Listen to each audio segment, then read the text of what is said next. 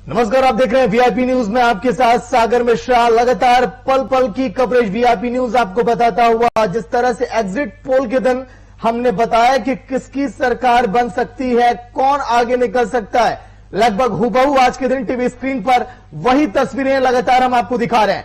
जिस तरह से बिहार के अंदर हमने जमीनी हकीकत आपको दिखाई, वहां की मेगा कवरेज हमने दिखाई, ठीक वही मेगा कवरेज आज के दिन सुबह से लगातार अपडेट हम आपको देते हुए हमारी पूरी टीम इसके पीछे लगी है कि कैसे आप तक सबसे पहले सटीक जो नतीजे हैं वो कैसे निकलकर सामने आए और रुझान कैसे हम आपको दिखाई दें। बड़ी खबर जो आपकी स्क्रीन पर आ रही है, झारखंड से इस वक्त की बड़ी खबर, उपचुनाव की मतगणना जारी है। झारखंड में भी उपचुनाव हुए 2 सीटों पर। दुमका से बीजेपी की लुइस मरांडी 2392 वोटों से आगे हैं। बेरमो से कांग्रेस के अनूप सिंह 12754 मतों से आगे। कुछ ही देर में हो सकता है दोनों सीटों पर जीत और हार का फैसला। दुमका में बीजेपी और जेएमएम के बीच कांटे की टक्कर है। बेरमो में बीजेपी और कांग्रेस के बीच सीधा मुकाबला।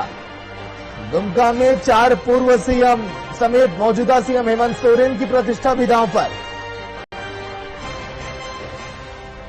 बड़ी खबर जो आप देख रहे हैं, झारखंड में भी उपचुनाव हुए 2 सीटों पर। वो सीटें काफी हैं, दुमका और बेरमो। बीजेपी की लुइस मरांडी 2332 वोटों से आगे, अंतर देखिए अधिक नहीं है। यहां पर भी काफी दिलचस्प है।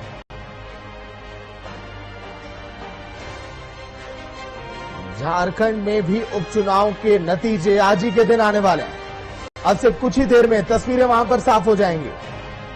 कांग्रेस के अनूप सिंह 12754 मतों से आगे हैं। हेमंत सोरेन की भी प्रतिष्ठा दांव पर है इस उपचुनाव में, क्योंकि दोनों सीटें हाई प्रोफाइल सीट है। दुमका और बेरमो, इन 2 सीटों पर उपचुनाव, इसके बारे में हमने चर्चा भी की थी और लगातार वीआईपी न्यूज प्रत्येक राज्यों का हाल आपको बताता हुआ, क्योंकि उपचुनाव के भी नतीजे आज ही के दिन आ रहे हैं।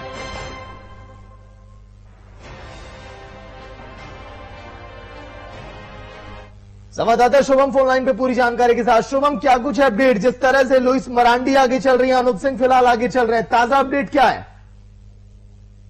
जी सागर, बिल्कुल देखिए, झारखंड में 2 जगह पर उपचुनाव के नतीजे की मतगणना जारी है और बेरमो और दुमका सीट की अगर बात करें तो कांटे की टक्कर जरूर दिखाई दे रही है। आपको बता दें कि लुइस मरांडी 2392 मतों से आगे चल रही है बसंत सोरेन से। ये मुख्य 2 चेहरे हैं, जिसमें से लुइस मरांडी 2392 मतों से आगे चल रही है। और आपको बता दें कि बेरमो में भी वही हाल है। बेरमो में कुमार जयमंगल बाटुल से आगे चल रहे हैं और कहीं ना कहीं ये 13,000 वोट से आगे चल रहे हैं।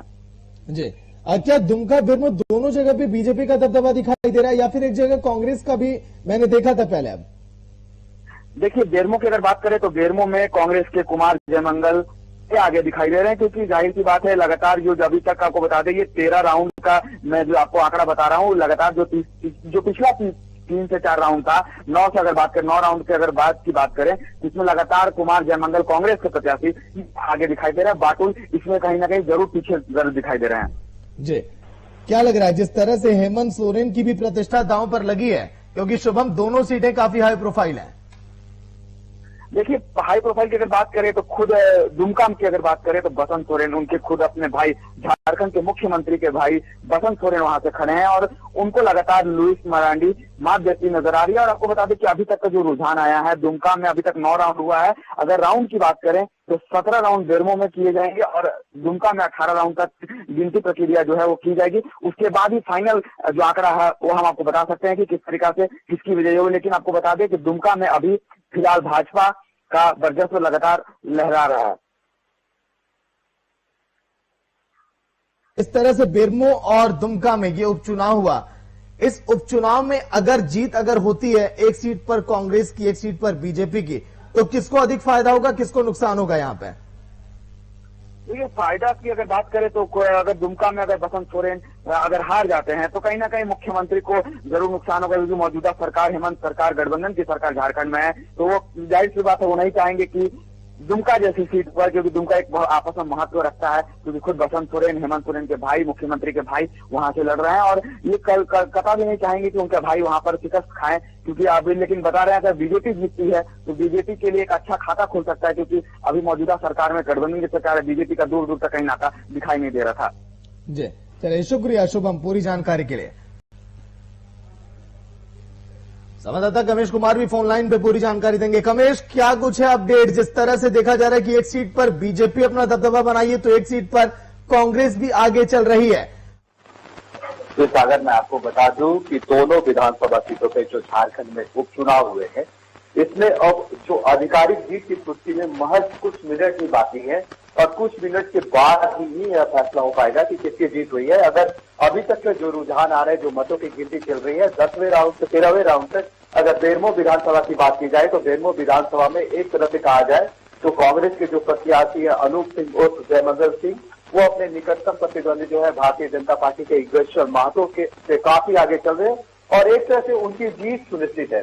दूसरी तरफ अगर बेरमो विधानसभा की बात की माफ कीजिएगा दुमका विधानसभा की बात की जाए तो वहां पे हेमंत सोरेन के जो छोटे भाई है बसंत सोरेन, वो अपने निकटतम प्रतिद्वंदी भारतीय जनता पार्टी के लुइस मरांडी से अभी पीछे चल रहे हैं। 10वें राउंड की गिनती तक वो काफी पीछे चल रहे हैं, लगभग 3000 मतों से, वो ताजा अपडेट जो है वो 3000 मतों से पीछे चल रहे हैं। जी सर, 1 से 2 घंटे में तस्वीरें साफ हो जाएंगे। कमेश, सवाल कीजिएगा। चलिए शुक्रिया पूरी जानकारी के लिए। बेरमो विधानसभा उपचुनाव के छठे राउंड में जिस तरह से देखा गया कि प्रत्याशी जयमंगल जो कि आगे चल रहे थे, बेरमो से अभी भी उनका दबदबा, लेकिन बीजेपी दुमका से आगे है, मतलब कि 2 सीटें और दोनों लगता है कि अलग अलग पार्टियों के खाते में जाने वाली हैं।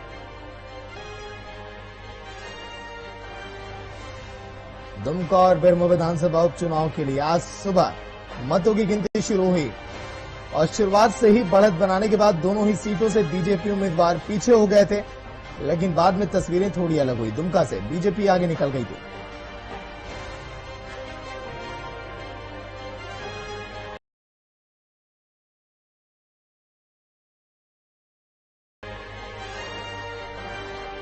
बसंत सोरेन 1075 मतों के अंतर से निकटतम प्रत्याशी बीजेपी की लुइस मरांडी से आगे हो गए हुए थे जब ये मतगणना, जब वोटों की गिनती चल रही थी, लेकिन अब फिलहाल तस्वीरें थोड़ी अलग हैं और कुछ ही देर में कौन जीता कौन हारा ये भी तय हो जाएगा झारखंड के उपचुनाव में।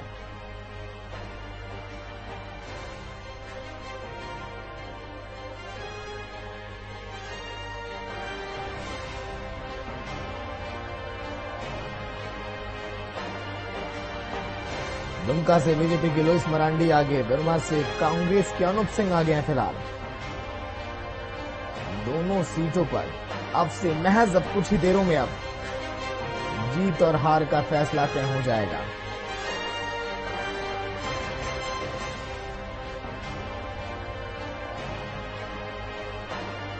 दुमका में 4 पूर्व मुख्यमंत्री समेत वर्तमान मुख्यमंत्री हेमंत सोरेन की भी प्रतिष्ठा दांव पर है। दुमका के जेएमयू सुप्रीमो और पूर्व मुख्यमंत्री शिबू सोरेन का कर्म क्षेत्र ही रहा है, वहीं वर्तमान मुख्यमंत्री हेमंत सोरेन का निर्वाचन क्षेत्र भी यही है। 2019 के चुनाव में बरहेट के अलावा हेमंत यहां से भी चुनाव जीते थे। इस चुनाव को कितना गंभीरता से लिया इसका अंदाजा आप इसी से लगाइए कि लगातार 7 दिनों तक विधानसभा क्षेत्र में वो कैंप करते रहे। पूर्व मुख्यमंत्री बाबूलाल मरांडी ने भी अपनी पूरी ताकत झोंक दी दुमका में।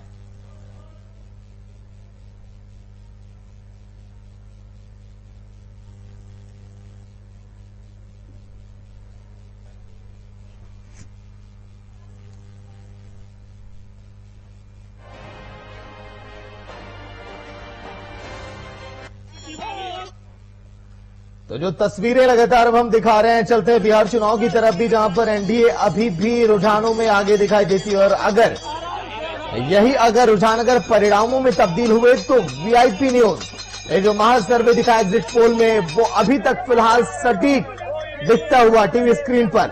राजीव रंजन फिलहाल फोन लाइन पे। राजीव, लगातार ग्राउंड जीरो पर आप गए और जिस तरह से आपने जनता की नब्ज टटोलने की कोशिश की और उसी की रिपोर्ट हम सभी ने मिलकर जो तैयार की, जो एग्जिट पोल में हमने दिखाया, आज वही तस्वीरें साफ होती हुई, वही तस्वीरें लगभग परिणामों में लगता है तब्दील हो जाएंगे।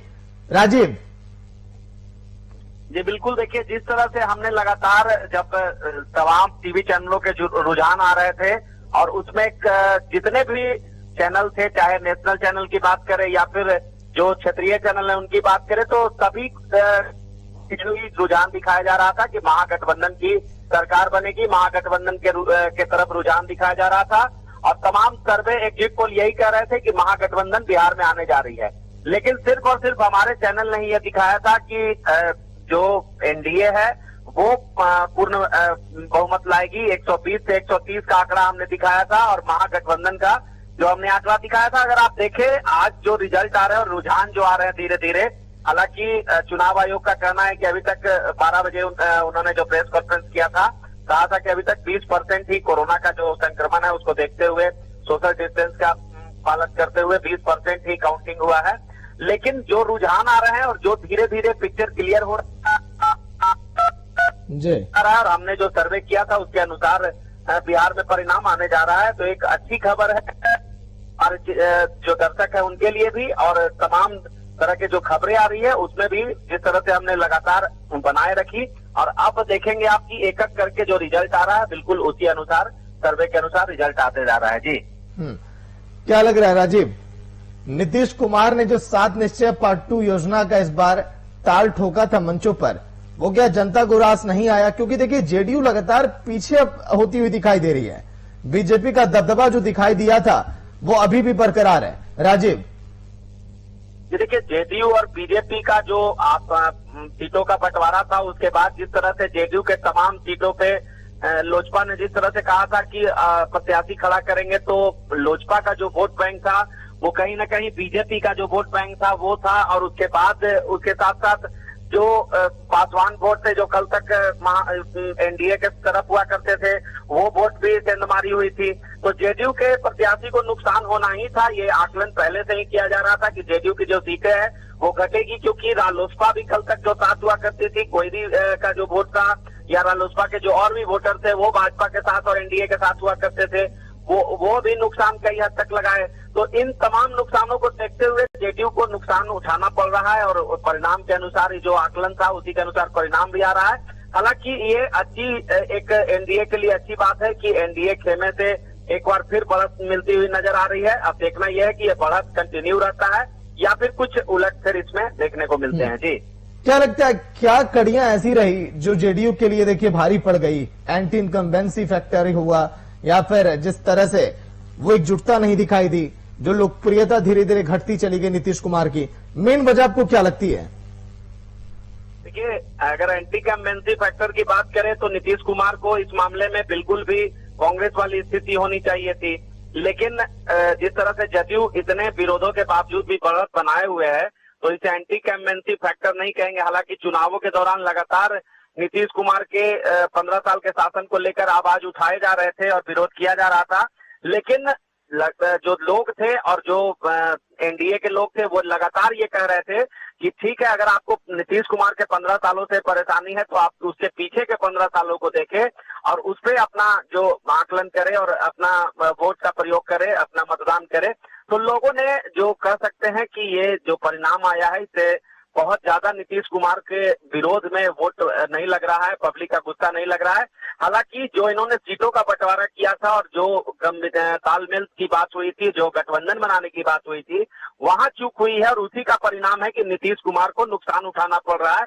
और लोजपा जिस तरह से नीतीश कुमार के खिलाफ था, नीतीश कुमार या फिर पूरे जदयू कहें, लोजपा को अपनी ओर करने में कामयाब नहीं हुआ, जिसका परिणाम ये हुआ कि नीतीश कुमार के जहां भी उम्मीदवार थे, जदयू के उम्मीदवार थे, वहां लोजपा ने नुकसान उनको पहुंचाया है और जिसका परिणाम है कि जदयू को कम सीटें आ रही है बिहार में। जी जिस तरह से हम लगातार बात कर रहे हैं कि जेडीयू की आखिर क्या खामियां रही, किस तरह से लगातार पीछे दिखाई दे रही है, लेकिन जो हमने सोचा था, जो धरातल पर दिखाई दिया लोगों की जुबान से, जो बदलाव की बयार लोग कह रहे थे कि आरजेडी के पक्ष में अधिक सीटें जाएंगी, वो भी नहीं दिखाई दे रहा है। राजीव देखिए लोग क्या कहते हैं और क्या बोलते हैं वो दूसरा चीज होता है, लेकिन मत का प्रयोग चूंकि गुप्त मतदान होता है तो कई ऐसे वर्ग होते हैं, कुछ वर्ग होते हैं जिसमें आप कहें 20% ही ऐसे लोग होते हैं जो तमाम चीजों को लेकर चर्चा करते हैं या फिर वो वोकल होते हैं। बाकी जो 80% जो मतदाता होते हैं वो साइलेंट रहते हैं, कोई मतदाता किसी दल के समर्थक होते हैं, लेकिन उसमें भी 30-40% मतदाता जो वो न्यूट्रल रहते हैं और तमाम चीजों का आकलन करते हैं। तो उन्हीं आकलन के आधार पे ये परिणाम निकल कर आ रहा है। हालांकि जो आप कह रहे हैं कि जो चर्चा हो रही थी कि इस बार नीतीश कुमार नहीं आएंगे और लगातार इस बात को लेकर कितने लोग मुखर थे, लेकिन जो परिणाम आ रहा है वो कहीं से भी चर्चा के अनुसार दिखाई नहीं दे रहा है। और नीतीश कुमार के खिलाफ हालांकि जो भी परिणाम आए, हो सकता है ये परिणाम कुछ देर बाद बदल भी सकता है, लेकिन नीतीश कुमार के खिलाफ जो एंटी कमेंसी की बात हो रही थी या एनडीए के खिलाफ जो एंटी कमेंसी की बात हो रही थी, वो एंटी कमेंसी बहुत ज्यादा दिखाई नहीं दे रहा और किसी भी दल का बहुत बड़ा लहर बिहार में नहीं दिखाई दे रहा है, खासकर महागठबंधन का। अगर महागठबंधन कुछ सीटों से जीत भी जाती है, लेकिन उसे लहर नहीं कहा जाएगा क्योंकि जो आंकड़ा है वो बिल्कुल नेक टू नेक है और कांटे की टक्कर है दोनों गठबंधन में। जी राजीव, बीजेपी के पक्ष में आखिर क्या रहा? जिस तरह से बीजेपी का ये बढ़ता हुआ ये जनाधार ये दिखाई दे रहा है बिहार में। पिछली बार तस्वीरें थोड़ी अलग थी बीजेपी के लिए, लेकिन इस बार बीजेपी को काफी फायदा हुआ है। देखिए, बीजेपी को फायदा इसलिए हुआ है कि नरेंद्र मोदी ने जो 2-3 बातें कही थी, चाहे आप कहे कि एक वोटों को अपनी ओर करने के लिए राम मंदिर का मुद्दा हो या फिर कश्मीर का मुद्दा हो, तो ये तमाम चीजें धरती पर नजर आई है और लोग जो बीजेपी के प्रति जिनको विश्वास था और नरेंद्र मोदी के प्रति जो विश्वास था, तो नरेंद्र मोदी का फैक्टर एक बार फिर चला है, मोदी फैक्टर बिहार में, और इसका लाभ जो है भाजपा को मिला है। दूसरी बात यह है कि चूंकि जहां भाजपा के उम्मीदवार थे वहां लोजपा उनके विरोध में नहीं थी, लोजपा के जितने भी वोटर थे उन्होंने उनको सपोर्ट किया, जिसका परिणाम हुआ कि भाजपा को बहुत ज्यादा नुकसान नहीं उठाना पड़ा है। हालांकि रालोसपा के चलते कुछ नुकसान हुए हैं भाजपा को, लेकिन बहुत ज्यादा नुकसान नहीं उठाना पड़ा है। तो ये परिणाम जो आया है यही कारण से आया है। अगर लोजपा को साथ लेके चलती बीजेपी तो आज जो परिणाम है, आज जो आपको आंकड़ा नजर आ रहा है, ये आंकड़ा 160-70 तक जा सकता था, क्योंकि जदयू को जो नुकसान हुआ है लोजपा के कारण वो नुकसान नहीं होता और एनडीए के गठबंधन को काफी सीटें आ सकती थी बिहार में। आप कह सकते हैं कि 160-70 का आंकड़ा बिल्कुल जा सकता था। बिल्कुल राजीव, बहुत बहुत शुक्रिया राजीव, पल पल की अपडेट हम तक पहुंचाने के लिए। आगे भी हम आपसे जानकारी लेते रहेंगे। यही कहना राजीव का भी कि अभी भी तस्वीरें बदल सकती हैं, लेकिन जो नुकसान हुआ जेडीयू को, उस नुकसान के पीछे कई बड़ी और मुख्य वजह। एक और बड़ी खबर आपकी स्क्रीन पर बिहार चुनाव से जुड़ी, जहां पर अभी भी वोटों की काउंटिंग लगातार जारी है, लेकिन कब कौन बढ़त बना लेगा ये तस्वीरें अभी भी पूरी तरह से साफ नहीं दिखाई दे रही हैं। तेजस्वी यादव ने जिस तरह से ये कहा था कि हम यहां पर जीत कर आएंगे और सुबह उन्होंने ट्वीट भी किया, लेकिन कहीं ना कहीं वो दिखाई अभी नहीं दिया। नुकसान होता हुआ भी दिखाई दिया, लेकिन मोदी फैक्टर जो बार बार हम जिक्र करते थे कि बिहार में वो काम करेगा और वो काम करता हुआ दिखाई भी दे रहा है। छोटा सा ब्रेक, जल्द लौटेंगे।